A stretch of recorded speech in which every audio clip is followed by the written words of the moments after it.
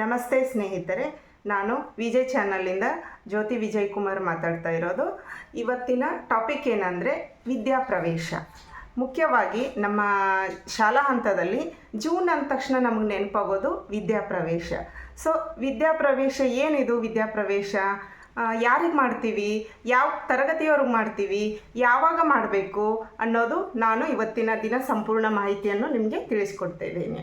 ವಿದ್ಯಾಪ್ರವೇಶ ಇದು 40 ದಿನದ ಚಟುವಟಿಕೆ ಆಗಿದೆ ಸ್ನೇಹಿತರೆ.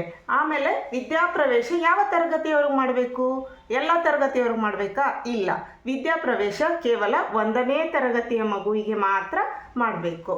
ಇದು ರಾಷ್ಟ್ರೀಯ ಶಿಕ್ಷಣ ನೀತಿ 2020 ಅದರ ನಿರ್ದೇಶಿತ ತತ್ವಗಳಡಿಯಲ್ಲಿ ವಿದ್ಯಾಪ್ರವೇಶ 1ನೇ ತರಗತಿಯ ಮಗುವಿಗೆ ಶಾಲೆಗೆ ಎಂಟ್ರನ್ಸ್ ಆಗುವಾಗ ಮಗುವಿನ ತರಗತಿಗೆ ಹೇಗೆ ಸಿದ್ಧತೆ ಮಾಡ್ಕೋಬೇಕು ಅನ್ನೋದು ವಿದ್ಯಾಪ್ರವೇಶದ ಎಲ್ಲ ಮಾರ್ಗದರ್ಶನದಲ್ಲಿ ಇದೆ. ಹಾಗಾಗಿ ಇದು ವಿದ್ಯಾಪ್ರವೇಶ ಯಾವಾಗಿಂದ ಯಾವಾಗ ಮಾಡಬೇಕು?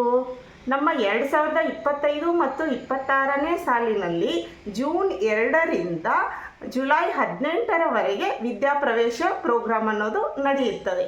ಅಷ್ಟರೊಳಗಡೆ ನಾವು ಅದರಲ್ಲಿ ವಿದ್ಯಾಪ್ರವೇಶದಲ್ಲಿರುವಂತಹ ಎಲ್ಲ ಚಟುವಟಿಕೆಗಳನ್ನು ನಾವು ಮಾಡಿ ಮುಗಿಸ್ಬೇಕಾಗುತ್ತೆ, ಜೂನ್ 2ರಿಂದ ಜುಲೈ 18ರವರೆಗೂ. ಹಾಗಾದರೆ ವಿದ್ಯಾಪ್ರವೇಶ ಹೇಗೆ ಮಾಡಬೇಕು, ಯಾವ ಚಟುವಟಿಕೆಗಳ ಮೂಲಕ ವಿದ್ಯಾಪ್ರವೇಶ ನಿರ್ವಹಣೆ ಮಾಡಬೇಕು ಅನ್ನೋದನ್ನು ನಾನು ಹೇಳ್ಕೊಡ್ತೀನಿ. ಮೊದಲನೇದಾಗಿ ಕರೋನಾದಲ್ಲಿ ನಮಗೆ ವಿದ್ಯಾಪ್ರವೇಶ ಸ್ಟಾರ್ಟ್ ಆಗಿದ್ದು. ಆವಾಗ 8 ಕಲಿಕಾ ಸ್ಥಳಗಳು ಅಥವಾ 8 ಕಲಿಕಾ ಮೂಲೆಗಳ ಮುಖಾಂತರ ವಿದ್ಯಾಪ್ರವೇಶವನ್ನು ಮಾಡ್ತಾ ಇದ್ವಿ.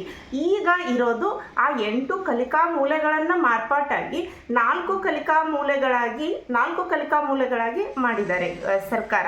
ಆ 4 ಕಲಿಕಾ ಮೂಲೆಗಳು ಯಾವ್ಯಾವ ಅಂದರೆ, ಮೊದಲನೇದಾಗಿ ಗಣಿತ ಮತ್ತು ವಿಜ್ಞಾನ ಅನ್ವೇಷಣಾ ಕಲಿಕಾ ಸ್ಥಳ, ಎರಡನೇದು ಗೊಂಬೆ ಮತ್ತು ಬಿಲ್ಡಿಂಗ್ ಬಾಕ್ಸ್ ಕಲಿಕಾ ಸ್ಥಳ, ಮೂರನೇದು ಬಂದುಬಿಟ್ಟು ಬರೆಯುವ ಮತ್ತು ಓದುವ ಕಲಿಕಾ ಸ್ಥಳ, ನಾಲ್ಕನೇದು ಬಂದುಬಿಟ್ಟು ಆಟಿಕೆ ಮತ್ತು ಮಾಡಿ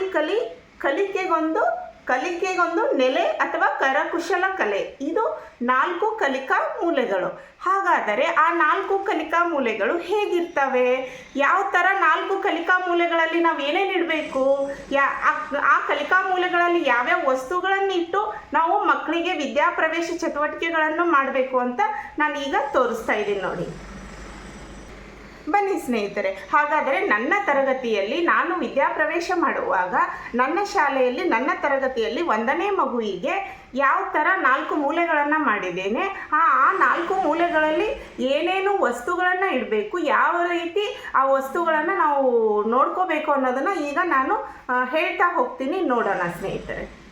ನೋಡಿ ಸ್ನೇಹಿತರೆ, ಇದು ನನ್ನ ತರಗತಿಯಲ್ಲಿ ನಾನು ಮಾಡಿರ್ತಕ್ಕಂತಹ ಗಣಿತ ಮತ್ತು ವಿಜ್ಞಾನ ಅನ್ವೇಷಣಾ ಕಲಿಕಾ ಸ್ಥಳ. ಇದರಲ್ಲಿ ಯಾವ್ಯಾವುದು ಬರ್ತವೆ ಅಂದರೆ, ಅಂಕಿಗಳ ಮಿಂಚುಪಟ್ಟಿಗಳು, ಕ್ಯೂಬ್ ಬಾಕ್ಸ್. ಈಗ ನಾನು ತೋರಿಸ್ತಾ ಇರೋದು ಅಲ್ಲಿ ಸ್ಕ್ರೀನಲ್ಲಿ ಬರ್ತಾ ಇರೋದು ಕ್ಯೂಬ್ ಬಾಕ್ಸ್. ಅದನ್ನು ಯಾವ ರೀತಿ ಚಟುವಟಿಕೆಗಳ ಮೂಲಕ ಮಾಡ್ಬೋದು ಅಂತ ನಾವು ಚಟುವಟಿಕೆ ಮಾಡಿದಾಗ ಗೊತ್ತಾಗುತ್ತೆ. ಮತ್ತು ಅಬ್ಯಾಕಸ್ ಇದೆ, ಗಣಿತ ಕಿಟ್ನ ಸಾಮಗ್ರಿಗಳಿದೆ, ಅಂಕಿಗಳ ಮಿಂಚುಪಟ್ಟಿಗಳಿದ್ದಾವೆ, ಡೈಸ್ಗಳು ಮತ್ತು ಕಡ್ಡಿಗಳು, ಹುಣಸೆ ಬೀಜಗಳು, ಕಲ್ಲುಗಳು, ಸ್ಟ್ರಾಗಳು, ಗಣಿತದ ಆಕೃತಿಗಳು ಆ ಗಣಿತ ಕಿಟ್ಟದಲ್ಲಿ ಒಳಗಡೆ ಇದ್ದಾವೆ. ಹಾಗಾಗಿ ಎಲೆಗಳು, ಖಾಲಿ ವಾಟರ್ ಬಾಟಲ್ಗಳನ್ನು ಇಟ್ಟಿದ್ದೀನಿ, ಅದು ಚಟುವಟಿಕೆಗೆ ಯೂಸ್ ಆಗುತ್ತೆ. ಹಾಗೆ ಮುಚ್ಚಳಗಳು, ಐಸ್ ಕ್ರೀಮ್ ಕಡ್ಡಿಗಳು, ಮತ್ತು ಅಲ್ಲಿ ಕಾಣಿಸ್ತಾ ಇದ್ದಾವೆ ನೋಡಿ ಬಣ್ಣದ ಕಾಗದಗಳು. ಇವನ್ನೆಲ್ಲ ಇಟ್ಕೊಂಡು ನಾವು ಇವೆಲ್ಲದರ ಮೂಲಕ ನಾವು ಗಣಿತ ಕಿಟ್ಟದಲ್ಲಿನ ಯೂಸ್ ಮಾಡಿಕೊಂಡು ನಾವು ಚಟುವಟಿಕೆನ ಮಾಡಿಸ್ಬೋದು ಸ್ನೇಹಿತರೆ. ನೋಡಿ ಸ್ನೇಹಿತರೆ, ಇದು 2ನೇ ಮೂಲೆ ಅಂದರೆ 2ನೇ ಕಲಿಕಾ ಸ್ಥಳ, ಗೊಂಬೆ ಮತ್ತು ಬಿಲ್ಡಿಂಗ್ ಬ್ಲಾಕ್ನ ಕಲಿಕಾ ಸ್ಥಳಗಳು. ಇದರಲ್ಲಿ ನೋಡಿ ಕಾಣಿಸ್ತಾ ಇದ್ದಾವೆ ಕ್ಯೂಬ್ ಬಾಕ್ಸ್ಗಳನ್ನು ಇಟ್ಟಿದ್ದೀನಿ. ಆಮೇಲೆ ಇಲ್ಲಿ ಕೂಡ ನಾವು ಖಾಲಿ ಬೆಂಕಿ ಪಟ್ಟಣಗಳನ್ನು ಇಡ್ಬೋದು. ನನ್ನ ಹತ್ರ ಸದ್ಯಕ್ಕೆ ಇರ್ಲಾರ್ದಲ್ಲಿ ಇಟ್ಟಿರಲಿಲ್ಲ. ಖಾಲಿ ವಾಟರ್ ಬಾಟಲ್ ಮುಚ್ಚಗಳು, ಪೇಪರ್ ಕಡ್ಡಿಗಳು, ರೆಡಿಮೇಡ್ ಬಿಲ್ಡಿಂಗ್ ಬಾಕ್ಸ್ಗಳು ಕಾಣಿಸ್ತಾ ಇದ್ದಾವೆ ನೋಡಿ ಅಲ್ಲಿ ಸ್ನೇಹಿತರೆ. ಬ್ಲಾಕ್ಸ್ಗಳು, ಮಣ್ಣಿನ ಮಾದರಿಗಳನ್ನು ಇಡ್ಬೋದು. ಅಲ್ಲಿ ಪೇಪರ್ ಕಪ್ಗಳು ಕಾಣಿಸ್ತಾ ಇದ್ದಾವೆ, ಅವು ಇಡ್ಬೋದು. ಡಾಲ್ಸು, ಪಪ್ಪೆಟ್ ಶೋಗಳನ್ನು ಕೂಡ ಇಟ್ಟು ನಾವು ಆ ಮಕ್ಕಳ ಆಟಕ್ಕಾಗಿ ಗೊಂಬೆಗಳು ಹಾಗೂ ಪಪ್ಪೆಟ್ ಬೊಂಬೆಗಳನ್ನು ಇಟ್ಬಿಟ್ಟು ನಾವು ಚಟುವಟಿಕೆನ ಮಾಡಿಸ್ಬೋದಾಗಿದೆ ಸ್ನೇಹಿತರೆ. ಈಗ ನೋಡಿ, ಬರೆಯುವ ಮತ್ತು ಓದುವ ಕಲಿಕಾ ಸ್ಥಳ. ಇದರಲ್ಲಿ ಶಿಶುಗೀತೆ ಪುಸ್ತಕಗಳು, ಚಿತ್ರಕಥಾ ಪುಸ್ತಕಗಳು, ಚಿಕ್ಕ ಚಿಕ್ಕ ಕತೆ ಪುಸ್ತಕಗಳು, ನಾನು ಓದುವೆ ಕಾರ್ಡು, ಆಮೇಲೆ ನಲಿಕಲಿ ಸಾಧನಾ ಕಾರ್ಡು, ಚಿತ್ರ ಸಹಿತ ವಾಕ್ಯಗಳು, ದಿನಪತ್ರಿಕೆ, ಬಣ್ಣದ ಪೆನ್ನು ಪೆನ್ಸಿಲ್ಗಳು, ಆಮೇಲೆ ಮನಿಗಳನ್ನು ಕೂಡ ಇಟ್ಟು ನಾವು ಮಕ್ಕಳಿಗೆ ಆ್ಯಕ್ಟಿವಿಟಿನ ಮಾಡಿಸ್ಬೋದಾಗಿದೆ ಸ್ನೇಹಿತರೆ. ನೋಡಿ, ಅಲ್ಲಿ ಅಕ್ಷರಮಾಲೆಯನ್ನು ನಾನು ಇದು ಇಟ್ಟಿದ್ದೀನಿ, ಅಂಕ್ಲಿಪಿ ಅನ್ನೋದು, ಓದುವೆ ನಾನು ಕಾರ್ಡಿದೆ, ಚಿತ್ರ ಸಹಿತ ಕತೆ ಪುಸ್ತಕ ಇದೆ, ನೀತಿ ಕಥೆಗಳು ಇದ್ದಾವೆ. ಹಾಗಾಗಿ ರಾಮಾಯಣ, ಎಳೆಯರ ರಾಮಾಯಣ ಇದೆ, ಮತ್ತು ವೈಲ್ಡ್ ಎನಿಮಲ್ಸ್ ಅದೂ ಇದೆ. ಹಾಗೆ ಮತ್ತು ಓದುವೆ ಕಾರ್ಡು ಇದೆ. ಹಾಂ, ಇವೆಲ್ಲ ಇದ್ದಾವೆ. ಹಾಗಾದರೆ 1ನೇ ತರಗತಿ ಮಗುಗೆ ಓದಕ್ಕೆ ಬರ್ತಾವ ಅಂತ ನಾವು ಅನ್ಕೋಬೋದು. ನಾವು ಇದನ್ನು ಓರಲಾಗಿ ಹೇಳ್ಕೊಡ್ಬೋದು.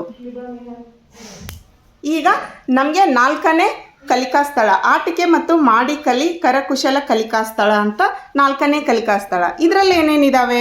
ಬೆಂಕಿ ಪೊಟ್ಟಣಗಳು, ಕ್ಲೇ, ಕತ್ತರಿಸಿದ ಚಿತ್ರಗಳಿದ್ದಾವೆ, ನಾನು ಕ್ರಾಫ್ಟ್ ಪೇಪರ್ಗಳನ್ನು ಇಟ್ಟಿದ್ದೀನಿ, ಇದರಲ್ಲಿ ಕೂಡ ಅಬ್ಯಾಕಸ್ ಇದೆ, ಮತ್ತು ಡ್ರಾಯಿಂಗ್ ಹಾಳೆಗಳು, ಐಸ್ ಕ್ರೀಮ್ ಕಡ್ಡೆಗಳು, ಮತ್ತು ಆಟಿಕೆಗೆ ಬೇಕಾಗುವಂಥ ಕೆಲವೊಂದು ABCD ಅದನ್ನ ಕನ್ಕ್ಲೂಸ್ ಮಾಡಿ ಹೇಳುವಂಥ ಆಟಿಕೆಗಳು, ಆಮೇಲೆ ಅಕ್ಷರಗಳ ಆಟಿಕೆಗಳು, ಆಮೇಲೆ ಮಿಂಚು ಪಟ್ಟಿಗಳು, ಅವು ಕೂಡ ಇದರಲ್ಲಿ ಇಟ್ಟಿದ್ದೀನಿ. ಇದರಿಂದ ಮಕ್ಕಳಿಗೆ ಒಳ್ಳೆಯ ಚಟುವಟಿಕೆನ ನಾವು ಮಾಡಿಸ್ಬೋದಾಗಿದೆ ಸ್ನೇಹಿತರೆ.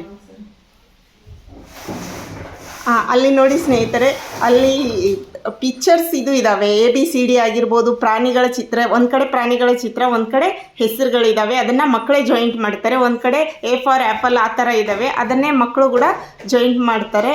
ಹಾಗಾದರೆ ಗೊತ್ತಿರಲ್ಲ ಮಕ್ಕಳಿಗೆ, ಬಟ್ ನಾವು ಅದನ್ನು ಮೌಖಿಕವಾಗಿ ಹೇಳ್ಕೊಡ್ಬೋದು. ಇನ್ನೂ ಅವರಿಗೆ ಪ್ರಾಕ್ಟಿಕಲಾಗಿ ಬಂದಿರಲ್ಲ, ಮೌಖಿಕವಾಗಿ ಹೇಳ್ಕೊಡ್ಬೋದು. ನೋಡಿ, ಈಗ ನನ್ನ ಕಲಿಕಾ ಸ್ಥಳಗಳು, ಮೊದಲನೇದಾಗಿ ಗಣಿತ ಮತ್ತು ಕಲಿಕಾ ಅನ್ವೇಷಣಾ ಕಲಿಕಾ ಸ್ಥಳ, ಗೊಂಬೆ ಮತ್ತು ಬಿಲ್ಡಿಂಗ್ ಬ್ಲಾಕ್ಸ್ ಕಲಿಕಾ ಸ್ಥಳ, ಮತ್ತು 3ನೇದು ಬಂದುಬಿಟ್ಟು ಬರೆಯುವ ಮತ್ತು ಓದುವ ಕಲಿಕಾ ಸ್ಥಳ, 4ನೇದು ಬಂದುಬಿಟ್ಟು ಆಟಿಕೆ ಮಾಡಿ ಕಲೆಗೊಂದು ನೆಲೆ ಕರಕುಶಲ ಕಲಿಕಾ ಸ್ಥಳ. ಹೀಗೆ 4 ಕಲಿಕಾ ಸ್ಥಳಗಳನ್ನು ಮಾಡಿದ್ದೇನೆ. ಹಾಂ ಸ್ನೇಹಿತರೆ, ಈಗ ನಾನು 4 ಕಲಿಕಾ ಮೂಲೆಗಳನ್ನು ತೋರಿಸಿದೆ. ನೋಡಿ ಸ್ನೇಹಿತರೆ, ನಾನು ಇದುವರೆಗೂ 4 ಕಲಿಕಾ ಮೂಲೆಗಳಲ್ಲಿ ಯಾವ್ಯಾವ ಥರ ಚಟುವಟಿಕೆ ಮಾಡೋಕ್ಕೆ ಯಾವ್ಯಾವ ಥರ ವಸ್ತುಗಳು ಬೇಕು ಅನ್ನೋದನ್ನು ನಾನು ಪ್ರಾತ್ಯಕ್ಷಿಕವಾಗಿ ನನ್ನ ತರಗತಿಯಲ್ಲಿ ಇಟ್ಟಿರುವಂಥ ವಸ್ತುಗಳನ್ನು ನಾನು ನಿಮಗೆ ತೋರಿಸಿದೆ. ಇವಾಗ ನಾನು ಒಂದು ಶೆಡ್ಯೂಲ್ ತೋರಿಸ್ತಾ ಇದ್ದೀನಿ. ಇಲ್ಲಿ ಇದು ಏನು ಅಂದರೆ, ವಿದ್ಯಾಪ್ರವೇಶದ 40 ದಿನದ ಚಟುವಟಿಕೆಗಳು ಮಾಡೋಕ್ಕೆ ಯಾವ ರೀತಿ ನಾವು ಅವಧಿವಾರು ಟೈಮ್ ಟೇಬಲ್ ಅಂತಲೇ ಹೇಳ್ಬೋದು, ಅವಧಿವಾರು ನಾವು ಯಾವ ರೀತಿ ಇದನ್ನು ಹಾಕ್ಕೊಂಡಿದ್ದೀವೋ ಆ ಥರ ಇದನ್ನು ನಾನು ಎಕ್ಸ್ಪ್ಲೇನ್ ಮಾಡಿಕೊಂಡು ಹೋಗ್ತಾ ಇದ್ದೀನಿ. 1 ನಿಮಿಷದಲ್ಲಿ ಒಂದು ಐಡಿಯಾ ಗೊತ್ತಾಗುತ್ತೆ ನಿಮಗೆ ಯಾವ ಥರ ಅಂತ. ನೋಡಿ, ಮೊದಲನೇ ಅವಧಿ ಬಂದುಬಿಟ್ಟು ಶುಭಾಶಯ ವಿನಿಮಯ ಮತ್ತು ಮಾತುಕತೆ. ಶುಭಾಶಯ ವಿನಿಮಯ ಮತ್ತು ಮಾತುಕತೆ ಎಷ್ಟು ನಿಮಿಷದ ಅವಧಿಯಾಗಿರುತ್ತೆ ಅಂದರೆ 40 ನಿಮಿಷದ ಅವಧಿಯಾಗಿರುತ್ತೆ. ಆ 40 ನಿಮಿಷದ ಅವಧಿಯಲ್ಲಿ ನಾವು ಯಾವ ಥರ ಮಾಡಬೇಕು? ಮಗು ಬಂದ ತಕ್ಷಣ ನಿನಗೆ ಸ್ವಾಗತ, ಬಾ ಮಗುವೆ ನಿನಗೆ ಸ್ವಾಗತ, ಅದು ಕ್ಲಾಪ್ಸ್. ಬರ್ತಾ ಬರ್ತಾ ಬರ್ತಾ ನಾವು ಡೈಲಿ ಒಂದೊಂದು ಚಟುವಟಿಕೆಗಳು ಹೆಚ್ಚುತ್ತಾ ಹೋಗುತ್ತೆ. ನಾನು ಮೊದಲೇದು ಹೇಳ್ತಾ ಇರೋದು ನಿನಗೆ ಸ್ವಾಗತ ಹಾಗೂ ನನ್ನ ಕುರಿತು. ಮಗುವಿಗೆ ಸ್ವಾಗತ ಮಾಡಬೇಕು, ನಿನ್ನ ಕುರಿತು ಹೇಳಪ್ಪ, ನೀನೇನು ಯಾವ ರೀತಿ ನೀನು ಬಂದೆ ಸ್ಕೂಲ್ಗೆ, ನಿನ್ನ ಹೆಸರೇನು, ನಿನ್ನ ಮನೆಯಲ್ಲಿ ಎಷ್ಟು ಜನ ಇದ್ದಾರೆ, ಆ ಥರ ನಾವು ಹೇಳ್ಕೋಬೇಕಾಗತ್ತೆ. ಅದು ಮೊದಲೇ ದಿನದ್ದು. ಬರ್ತಾ ಬರ್ತಾ 2ನೇದು ನೋಡಿ, ತಟ್ಟು ಚಪ್ಪಾಳೆ, ನನ್ನ ಹೆಸರು, ಆಮೇಲೆ ಚಪ್ಪಾಳೆ ತಟ್ಟು, ಚಿಟಿಕೆ ಹೊಡಿ, ಆ ಥರ ಚಟುವಟಿಕೆಗಳಿದ್ದಾವೆ. ನಾವು ಇದನ್ನು ಶೆಡ್ಯೂಲಾಗಿ ಇಟ್ಕೊಂಡು ನಾವು ವಿದ್ಯಾಪ್ರವೇಶದಲ್ಲಿ ಚಟುವಟಿಕೆಗಳನ್ನು ಮಾಡಬಹುದು. ಅದೇ ರೀತಿ ಇದರಲ್ಲಿ ಕೊಟ್ಟಿರ್ತಾರೆ, ಅದನ್ನೇ ನಾವು ಮಾರ್ಗದರ್ಶನ ಇಟ್ಕೊಂಡು ಮಾಡ್ಬೋದು ಸ್ನೇಹಿತರೆ. ಆಮೇಲೆ 2ನೇ ಅವಧಿ ಬಂದುಬಿಟ್ಟು ನನ್ನ ಸಮಯ. ನನ್ನ ಸಮಯ ಇದು ಎಷ್ಟು ಇದೆ ಅಂದರೆ 40 ನಿಮಿಷದ ಒಂದು ಅವಧಿಯಾಗಿರುತ್ತೆ. ಹಾಗಾದರೆ ನನ್ನ ಸಮಯದಲ್ಲಿ ಏನು ಬರುತ್ತೆ ಸ್ನೇಹಿತರೆ? ಮಗುವಿಗೆ ತಾನು ಯಾವ ಕಲಿಕಾ ಮೂಲೆಗಳಲ್ಲಿ ಇಷ್ಟಪಡುತ್ತೋ ಇರೋಕ್ಕೆ, ಆ ಕಲಿಕಾ ಮೂಲೆಗಳಲ್ಲಿ ಮಗುವಿಗಿರೋಕ್ಕೆ ಬಿಟ್ಬಿಡಬೇಕು. ಈ ಅವಧಿಯಲ್ಲಿ ಮಾತ್ರ, ನನ್ನ ಸಮಯ ಅನ್ನೋ ಅವಧಿಯಲ್ಲಿ ಮಗು ಆ 4 ಕಲಿಕಾ ಮೂಲೆಗಳಲ್ಲಿ ಎಲ್ಲಾದರೂ ಕೂತ್ಕೊಂಡು ಆಟ ಆಡ್ಕೋಬೋದು. ಆ ಮಗುವಿನ ಪಾಡಿಗೆ ಮಗುವನ್ನ ಬಿಟ್ಬಿಡಬೇಕು. ಹಾಗಂತ ಬರೀ ಒಂದೇ ಕಲಿಕಾ ಮೂಲೆಯಲ್ಲಿ ಮಗು ಇರ್ಕೂಡ್ದು, ಅದು ರಿಪೀಟ್ ಆಗದೆ ಇರೋ ಥರ ನಾವು ಶಿಕ್ಷಕರು ನೋಡ್ಕೋಬೇಕಾಗತ್ತೆ. 3ನೇ ಅವಧಿ ಬಂದುಬಿಟ್ಟು ಬುನಾದಿ ಸಂಖ್ಯಾಜ್ಞಾನ. ಬುನಾದಿ ಸಂಖ್ಯಾಜ್ಞಾನ ಬಂದುಬಿಟ್ಟು 40 ನಿಮಿಷದ ಅವಧಿ ಇರುತ್ತೆ. ಇಲ್ಲಿ ಚಟುವಟಿಕೆಗಳಿದ್ದಾವೆ. ನಾವು ಇದನ್ನು ಶೆಡ್ಯೂಲ್ ನೋಡ್ಕೊಂಡ್ಬಿಟ್ಟು ನಾವು ಆ ಥರ ಚಟುವಟಿಕೆಗಳನ್ನು ಮಾಡಿಕೊಂಡು ಹೋಗ್ಬೋದು ಸ್ನೇಹಿತರೆ. ನೆಕ್ಸ್ಟ್ ಬಂದುಬಿಟ್ಟು 4ನೇ ಅವಧಿ ಸ್ನೇಹಿತರೆ, ಸೃಜನಶೀಲ ಕಲೆ. ಇದು ಕೂಡ 40 ನಿಮಿಷದ ಚಟುವಟಿಕೆ ಆಗಿದೆ ಸ್ನೇಹಿತರೆ. ಇದು ಯಾವ ಥರ ಅಂದರೆ ಒತ್ತು ಚಿತ್ರ ರಚನೆ, ಕಡ್ಡಿ ಚಿತ್ರ ರಚನೆ, ಕೊಲೇಜ್ ಮಾಡುವುದು, ಅಭಿನಯ ಗೀತೆಗಳು. ಆಲ್ಮೋಸ್ಟು ಇದು ನಮಗೆ ಏನಂದರೆ ಪರಿಸರ ಅಧ್ಯಯನಕ್ಕೆ ಸಂಬಂಧ ಇರುತ್ತೆ. 3ನೇ ಅವಧಿ ಬಂದುಬಿಟ್ಟು ಬುನಾದಿ ಸಂಖ್ಯಾಜ್ಞಾನ, ಅದು ಮ್ಯಾಥ್ಸ್ಗೆ ಸಂಬಂಧಿಸುತ್ತೆ. ಆ ಮ್ಯಾಥ್ಸಲ್ಲಿ IL ಅಂತ ಬರುತ್ತೆ, ಅಭ್ಯಾಸ. IL ಅಂತ ಕೊಟ್ಟಿದ್ದಾರೆ. ಅಭ್ಯಾಸ ಹಾಳೆ IL ಅಂದರೆ ನಾನು ಎಕ್ಸ್ಪ್ಲೈನ್ ಮಾಡ್ತೀನಿ ಅದನ್ನು ಮುಂದೆ. ನೆಕ್ಸ್ಟು ಇದು ಸೃಜನಶೀಲ ಕಲೆ, ಇದು ಪರಿಸರಕ್ಕೆ ಸಂಬಂಧಿಸಿದ್ದಾಗಿರುತ್ತೆ. ಇಲ್ಲಿ ಬಂದುಬಿಟ್ಟು HW ಅಂತ ಇದೆ, ಇದ್ರ ಬಗ್ಗೆ ನಾನು ಎಕ್ಸ್ಪ್ಲೈನ್ ಮಾಡ್ತಿದ್ದೀನಿ. ಆಹಾರ HW ಅಂದರೆ ಹೆಲ್ತ್ ಆ್ಯಂಡ್ ವೆಲ್ತ್ ಅಂತ ಬರುತ್ತೆ. ಅಭ್ಯಾಸ ಹಾಳೆ HW 1 ಅಂತ ಕೊಟ್ಟಾಗ ಏನಾಗುತ್ತಂದರೆ, ನಾವು ಪರಿಸರ ಅಧ್ಯಯನ ಬುಕ್ದಲ್ಲಿ HW ಹಾಳೆ 1 ಅಂತ ಇರುತ್ತೆ. ಅಲ್ಲಿರುವಂಥ ಚಟುವಟಿಕೆನ ನಾವು ಮಾಡಿಸ್ಬೇಕಾಗತ್ತೆ ಇಲ್ಲಿ ಸ್ನೇಹಿತರೆ. ನೆಕ್ಸ್ಟ್ ಬಂದುಬಿಟ್ಟು 5ನೇ ಅವಧಿ. 5ನೇ ಅವಧಿಯಲ್ಲಿ ಭಾಷಾಭಿವೃದ್ಧಿ.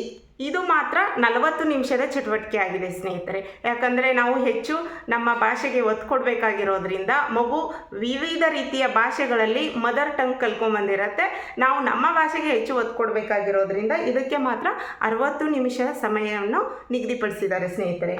ಇದರಲ್ಲಿ ಕೂಡ ಅನುಭವ ಹಂಚಿಕೆ, ಚಿತ್ರ ಸಂಪುಟ, ಧ್ವನಿ ಸಂಕೇತಗಳ ಅವಧಿ, ಇನ್ನೂ ಎಷ್ಟೋ ಚಟುವಟಿಕೆಗಳಿದ್ದಾವೆ. ನಾವು ಈ ಶೆಡ್ಯೂಲ್ನ ನೋಡ್ಕೊಂಡ್ಬಿಟ್ಟು ನಾವು ಚಟುವಟಿಕೆನ ಮಾಡಿಸ್ಕೊಂಡು ಹೋಗ್ಬೋದು ಸ್ನೇಹಿತರೆ.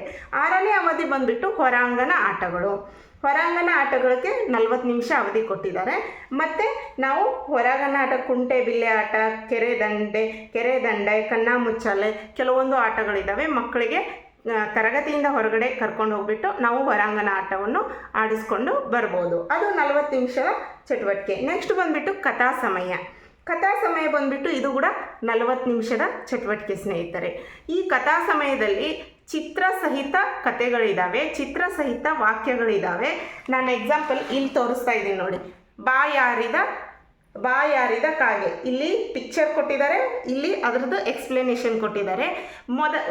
ಫಸ್ಟ್ ಸ್ಟ್ಯಾಂಡರ್ಡ್ ಮಗುಗೆ ಓದಕ್ಕೆ ಬರಲ್ಲ. ಹಾಗಾಗಿ ಈ ಕಾರ್ಡು ಓದಬೇಕು ನಾನು ಅನ್ನೋ ಕಾರ್ಡನ್ನು ನಾವು ಕಥಾ ಸಮಯದಲ್ಲಿ ಯೂಸ್ ಮಾಡಿಕೊಂಡು ಹೇಳ್ಬೋದು. ಯಾಕಂದರೆ ಇವಾಗ ನೋಡಿ, ಪಿಕ್ಚರ್ ಸಮೇತ ಕೊಟ್ಟರೆ ಮಗುಗೆ ಓದಕ್ಕೆ ಬಂದಿಲ್ಲ ಅಂದರೂ ಬಂದಿಲ್ಲ, ಇದೇನಿದೆಯಪ್ಪ ಹೇಳೋ ಅಂದರೆ ಪಿಕ್ಚರ್ನ ಐಡೆಂಟಿಫೈ ಮಾಡುತ್ತೆ ಮಗು. ಇಲ್ಲೊಂದು ಹೂಜಿ ಇದೆ, ಇಲ್ಲೊಂದು ಕಾಗೆ ಇದೆ. ನೆಕ್ಸ್ಟ್ ಆ ಹೂಜಿಯಲ್ಲಿ ಕಾಗೆ ನೀರು ಕುಡಿಯಕ್ಕೆ ಬಂತು. ನೆಕ್ಸ್ಟು ಅಲ್ಲಿ ನೀರು ತುಂಬ ಒಳಗಡೆ ಇತ್ತು. ಅಲ್ಲಿ ಕಾಗೆ ಬಂದುಬಿಟ್ಟು ಈ ಥರ ಕಲ್ಲನ್ನು ಹಾಕ್ತು. ಆಮೇಲೆ ಆ ಕಲ್ಲುಗಳು ಹಾಕಿದಾಗ ನೀರು ಮೇಲೆ ಬಂತು. ನೀರು ಮೇಲೆ ಬಂದಾಗ ಆ ಕಾಗೆ ಕುಡಿದ್ಬಿಟ್ಟು ಸಂತೋಷವಾಗಿ ಹಾರೋಯಿತು. ಈ ಥರ ಮಗುವಿಗೆ ಚಿತ್ರ ನೋಡಿ ನಾವು ಎಕ್ಸ್ಪ್ಲನೇಷನ್ ಮಾಡ್ಬೋದು ಸ್ನೇಹಿತರೆ. ಯಾಕಂದರೆ ಕತೆ ಪುಸ್ತಕ ಇಟ್ಮೇಲೆ ಫಸ್ಟ್ ಸ್ಟ್ಯಾಂಡರ್ಡ್ ಮಗುಗೆ ಓದೋಕ್ಕೆ ಬರಲ್ಲ, ಆಗ ಹೇಗೆ ಓದುತ್ತೆ? ಆ ಥರನೂ ಕ್ವಶನ್ ಅರೈಸ್ ಆಗ್ಬೋದು. ನಾವು ಚಿತ್ರ ಮೂಲಕ ಕಥೆಯನ್ನು ಹೇಳ್ಬೋದು. ಅದೇ 7ನೇ ಅವಧಿ ಕಥಾ ಸಮಯ ಆಗಿದೆ. ಹಾಗಾಗಿ 8ನೇ ಅವಧಿ ನೆಕ್ಸ್ಟ್ ಬರೋದು ಮತ್ತೆ ಸಿಗೋಣ. ಇದಕ್ಕೆ ಕೇವಲ 20 ನಿಮಿಷ ಕೊಟ್ಟಿದ್ದಾರೆ. ನಾವು ಕೊನೆಗೆ ಮಗುವಿಗೆ ಹೋಗುವಾಗ ಮತ್ತೆ ಸಿಗೋಣ, ನಾಳೆ, ಇವತ್ತಿನ ದಿನ ಸಂತೋಷವಾಗಿತ್ತು, ಇಂಗ್ಲೀಷಲ್ಲಿ ಬಾಯ್, ಆ ಥರ ನಾವು ಹೇಳಿಕೊಟ್ರೆ ಮಗು ಈ ಚಟುವಟಿಕೆನ ಮಾಡುತ್ತೆ.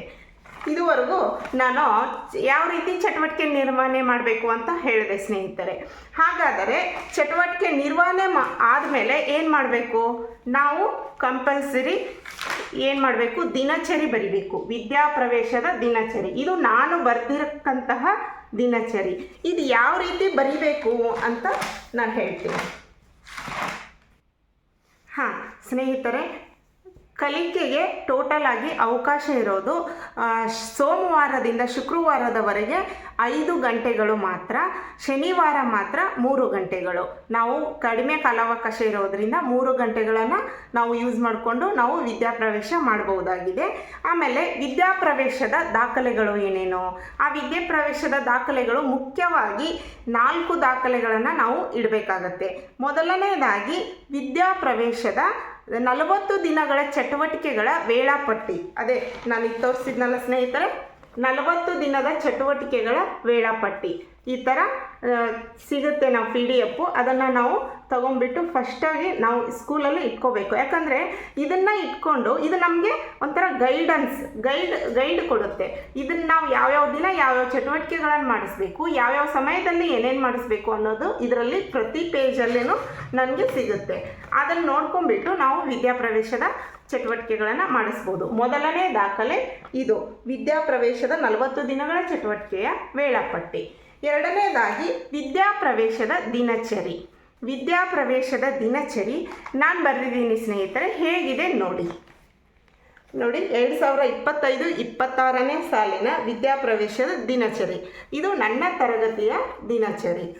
ನೋಡಿ, ಮೊದಲನೇದಾಗಿ ದಿನಾಂಕ ಸ್ವಲ್ಪ ಅಬ್ಸರ್ವ್ ಮಾಡ್ಕೊಳ್ಳಿ. ದಿನಾಂಕ ಹಾಕ್ಕೋಬೇಕು, ಆಮೇಲೆ ದಿನ, ಆಮೇಲೆ ನಿರ್ವಹಿಸಿದ ಚಟುವಟಿಕೆಗಳ ವಿವರ, ಆಮೇಲೆ ಬಳಸಿದ ಮೌಲ್ಯಮಾಪನದ ಚಟುವಟಿಕೆಯ ಹಾಳೆಗಳ ಸಂಖ್ಯೆ, ತರಗತಿ ಶಿಕ್ಷಕರ ಸಹಿ.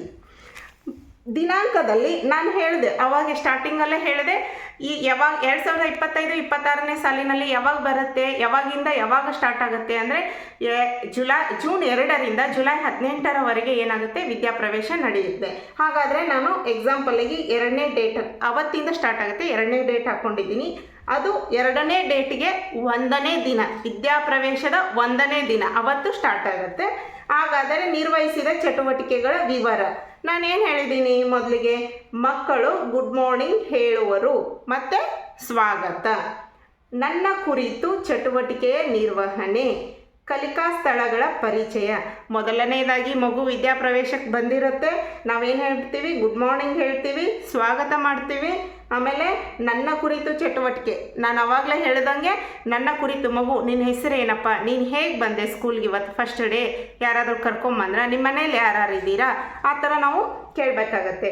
ನನ್ನ ಕುರಿತು ಚಟುವಟಿಕೆಗಳ ನಿರ್ವಹಣೆ ಮಾಡ್ತೀವಿ. ಆಮೇಲೆ ಕಲಿಕಾ ಸ್ಥಳಗಳು ಹೊಸದು ಮಗುಗೆ, ಆ 4 ಕಲಿಕಾ ಸ್ಥಳಗಳ ಪರಿಚಯನ ಮಗುಗೆ ಮಾಡಿಕೊಡ್ಬೇಕು.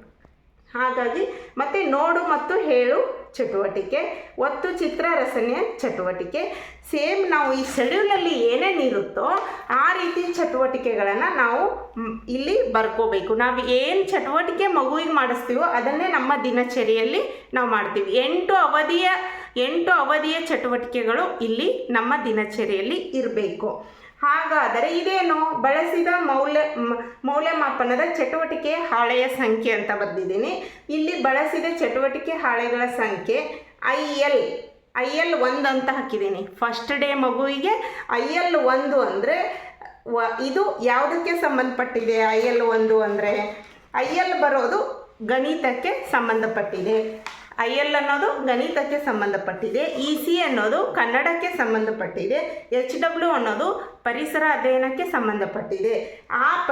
ಬರುವಂತಹ ಹಾಳೆಗಳನ್ನು ನಾವು ಏನು ಬಳಸಿರ್ತೀವೋ ಆ ದಿನದ ಚಟುವಟಿಕೆಯಲ್ಲಿ ಯಾವ ಹಾಳೆ ಬರುತ್ತೋ, ಯಾವ ಅಭ್ಯಾಸ ಹಾಳೆ ಮಗುವಿಗೆ ಬರುತ್ತೋ, ವಿದ್ಯಾಪ್ರವೇಶ ಅಂತ ಕೊಟ್ಬಿಟ್ಟು ಅಭ್ಯಾಸ ಹಾಳೆಗಳನ್ನು ಕೊಟ್ಟಿದ್ದಾರೆ, ಅದು ಬಂದುಬಿಟ್ಟು ನಾವು ಯಾವುದು ಚಟುವಟಿಕೆ ನಿರ್ವಹಿಸ್ತೀವೋ ಇಲ್ಲಿ IL 1 ಅಂತ ಹಾಕಿದ್ದೀನಿ, HW 2 ಅಂತ ಹಾಕಿದ್ದೀನಿ. ನಾನು ಹೇಳಿದಂಗೆ IL ಬಂದು ಇದು ಗಣಿತಕ್ಕೆ ಸಂಬಂಧಪಟ್ಟಂಗೆ, EC ಬಂದು ಇದು ಕನ್ನಡಕ್ಕೆ ಸಂಬಂಧಪಟ್ಟಂಗೆ, HW ಬಂದು ಪರಿಸರ ಅಧ್ಯಯನಕ್ಕೆ ಸಂಬಂಧಪಟ್ಟಂಗೆ. ಟೋಟಲ್ ಆಗಿ ECಯಲ್ಲಿ ಎಷ್ಟು ಅಭ್ಯಾಸ ಹಾಳೆಗಳು ಬರ್ತವೆ ಅಂದರೆ ಕನ್ನಡದಲ್ಲಿ 20 ಅಭ್ಯಾಸ ಹಾಳೆಗಳು ಬರ್ತವೆ. IL ಗಣಿತದಲ್ಲಿ ಕೂಡ 20 ಅಭ್ಯಾಸ ಹಾಳೆಗಳು ಬರುತ್ತೆ. ಮತ್ತು HW ಅಲ್ಲಿ ಹೆಲ್ತ್ ಆ್ಯಂಡ್ ವೆಲ್ತ್, ಅದು ಪರಿಸರ, ಅದರಲ್ಲಿ ಕೂಡ ನಮಗೆ 15 ಅಭ್ಯಾಸ ಹಾಳೆಗಳು ಬರ್ತವೆ. ಟೋಟಲ್ ಆಗಿ 40 ದಿನದ ಚಟುವಟಿಕೆಯಲ್ಲಿ ಈ ಅಭ್ಯಾಸ ಹಾಳೆಗಳನ್ನು ಯೂಸ್ ಮಾಡಿಕೊಂಡು ನಾವು ಚಟುವಟಿಕೆನ ಮಾಡಬೇಕಾಗತ್ತೆ. ಈ ಥರ ಕೊನೆಗೆ ತರಗತಿ ಶಿಕ್ಷಕರ ಸಹಿ, ನನ್ನ ಸಿಗ್ನೇಚರ್ ಹಾಕಿದ್ದೀನಿ. ಈ ಥರ ನಾವು ನೋಡಿ 40 ದಿನದ ಚಟುವಟಿಕೆ ನಾನು ಯಾವ್ಯಾವ ಥರ ಚಟುವಟಿಕೆ ಮಾಡಿದ್ದೀನೋ ಅದನ್ನು ನಾನು ಇಲ್ಲಿ ಬರೀತಾ ಹೋಗಿದ್ದೀನಿ. ಓಕೆ ಸ್ನೇಹಿತರೆ, ಈ ಥರ ನಾನು ನನ್ನ ದಿನಚರಿಯನ್ನು ಬರೆದಿದ್ದೀನಿ. ನೀವು ಕೂಡ ಸಂಪೂರ್ಣವಾಗಿ ಇದು ದಾಖಲೆ ಇಡಲೇಬೇಕಾಗತ್ತೆ. ನಮಗೆ ಏನಾದರೂ ಮೇಲಿಂದ ಅಧಿಕಾರಿಗಳು ಬಂದರೆ ಫಸ್ಟ್ ಕೇಳೋದೆ ವಿದ್ಯಾಪ್ರವೇಶ ದಿನಚರಿ ಕೊಡಿ ಅಂತ ಈ ಥರ ನೀವು ದಿನಚರಿನ ನೋಡ್ಕೋಬೋದು. ನಾನು ವಿಡಿಯೋ ಕೊನೆಯಲ್ಲಿ ಎಲ್ಲ ದಿನಚರಿ ಬರೆದಿರೋದನ್ನು ಮತ್ತು ಏನು ಇದಕ್ಕೆ ಸಂಬಂಧಪಟ್ಟಂಗೆ ಡಾಕ್ಯುಮೆಂಟ್ಸ್ ಇದ್ದಾವೆ ಹಾಕಿರ್ತೀನಿ, ನೀವು ನೋಡ್ಕೋಬೋದು. ಆಮೇಲೆ ನಾನು ಅವಾಗಿಂದ ಹೇಳ್ತಾ ಇದ್ದೀನಿ ILHWEC ಅಂತ. ILHWEC ಅಂದರೆ ಏನು ಅಂತ ಅಂದರೆ EC ಅಂದರೆ ಅದು ಕನ್ನಡಕ್ಕೆ ಸಂಬಂಧಪಟ್ಟಿದ್ದು. ಎಫೆಕ್ಟಿವ್ ಕಮ್ಯುನಿಕೇಟರ್ಸ್ ಇದು ಕನ್ನಡಕ್ಕೆ ಸಂಬಂಧಪಟ್ಟಿದ್ದು. ಇದರಲ್ಲಿ 20 ಅಭ್ಯಾಸ ಹಾಳೆಗಳಿರುತ್ತೆ. IL ಅಂದರೆ ಗಣಿತದಲ್ಲಿ ಬರುತ್ತೆ. ಇದು IL ಇದು ಗಣಿತಕ್ಕೆ ಸಂಬಂಧಪಟ್ಟಿದ್ದಾಗಿದೆ. ಇದು ಇನ್ವಾಲ್ವ್ಡ್ ಲರ್ನರ್ಸ್ ಅಂತ. ಇಲ್ಲಿ 20 ಅಭ್ಯಾಸ ಹಾಳೆಗಳು ಬರುತ್ತೆ. HW ಹೆಲ್ತ್ ಆ್ಯಂಡ್ ವೆಲ್ತ್ ಇದರಲ್ಲಿ ಪರಿಸರ ಅಧ್ಯಯನಕ್ಕೆ ಸಂಬಂಧಪಟ್ಟಿರುತ್ತೆ. ಇಲ್ಲಿ 15 ಅಭ್ಯಾಸ ಹಾಳೆಗಳು ಬರುತ್ತೆ. ಇದಲ್ಲದೆ ನಾನು ಮೊದಲನೇದಾಗಿ ಹೇಳಿದೆ ಯಾವುದು ಅಂದರೆ ವಿದ್ಯಾಪ್ರವೇಶದ 40 ದಿನಗಳ ಚಟುವಟಿಕೆಯ ಒಂದು ವೇಳಾಪಟ್ಟಿ, ಅದು ಮುಖ್ಯವಾದ ದಾಖಲೆ. ಮತ್ತು ವಿದ್ಯಾಪ್ರವೇಶದ ದಿನಚರಿ ಇದು 2ನೇ ದಾಖಲೆ.